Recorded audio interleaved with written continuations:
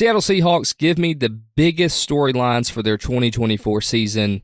Tristan, take it away. I'd say mainly the defense, but just what do they look like in the post-Pete Carroll era? You know, Pete Carroll has been the coach of Seattle for so long, it's hard to picture them without him. It's hard to picture a new identity. But when you think about Pete Carroll, you think, what? Defense, right? Like, great defenses.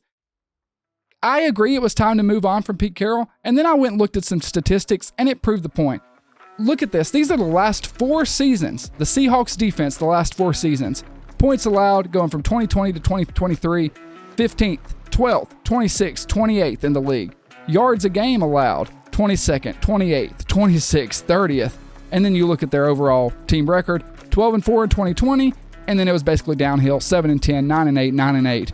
For a coach who is supposed to be a defensive wizard, a defensive mastermind, to be, lower than 22nd in yards a game and lower than 15th points allowed, that's not good, particularly if you look at 2022 and 2023, 26th and 28th in the league. It's obvious just from looking at that Pete Carroll didn't really have it anymore. For whatever reason, he couldn't get that team to come together. He couldn't get that defense to work. It was declining. You bring in Mike Macdonald from the Ravens. He was an excellent defensive coordinator, I think second best in the league behind Spags. But is he going to be able to unlock Geno Smith, get more out of him? Because I think as long as Geno Smith's your quarterback, it's going to be hard to win more than 9 or 10 games. I do think he'll have the defense playing better. I think they'll be top 12 in most of those categories. But the main question is just what are they going to look like without Pete Carroll? Is it going to be better? Is it going to be worse? Is it going to be different? I don't know. Based off your graphic that you just pulled up, I would hate to imagine a world where the Seahawks are worse. And that would be a disaster. It really would. And with such a staple of a name as the Seattle Seahawks, and I think that bringing in Mike Macdonald is going to be your best foot forward, along with all pretty much new coordinators as well, right. Who Macdonald single-handedly selected, I would imagine. A complete overhaul, yeah. And so I think what you got to look at is I'm not too focused on Geno. And what I mean by that is I don't think you can get any more out of Geno. I think Geno puts up what he can put up, and that's it. I mean, he's an older quarterback, and he had a late bloom in the NFL, thanks to maybe Pete Carroll. But the point being is, if you can make this defense in the top 12, if you can make it in the top 10 and take that pressure off of Geno, I think that's going to be your biggest X factor throughout the entire season. I really like that. I think that's a great point. You're saying don't expect to get anything else out. What we've seen from Geno is what you're getting out of Geno. However, if you can give Geno a top 5 defense to where, hey, Geno, you don't have to go score 28 a game. You can go score 20 and we'll win. You can win more games inherently, particularly in the NFC that way. And you could make a deeper playoff run. Yeah, and you've lost that's a great way to look at it.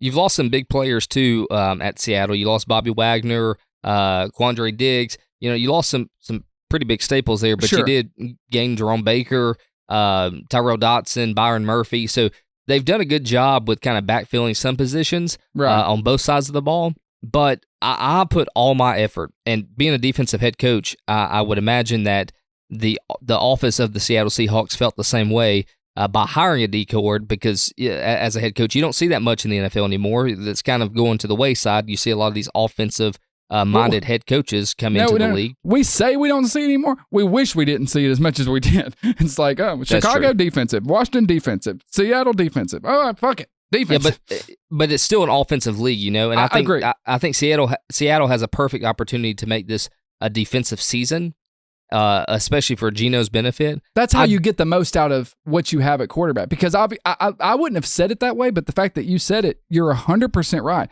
You can't upgrade the quarterback position this year. But when you have a good defense, you're not going to require that much. So I agree with you. It's going to be back to that, top 5, top 10 at every category. Take the pressure off Geno and hope we can get to 10, 11 wins. And that's true to any quarterback, right? If you have a better defense, you have a better quarterback almost all the time. Hey, who won the Super Bowl this last year? And how good was their defense? I was about to say, it wasn't because of the offense. Right. So that's true to most quarterbacks, right? But especially in Geno's case, it has to be true for the Seahawks to have a 7+ win season. I think anything over 9 wins is a stretch. But I think they could finish second in the division, and they could probably squeak out the Rams if everything went perfect for them. No chance they beat the 49ers, but I still think they could make a wild card run.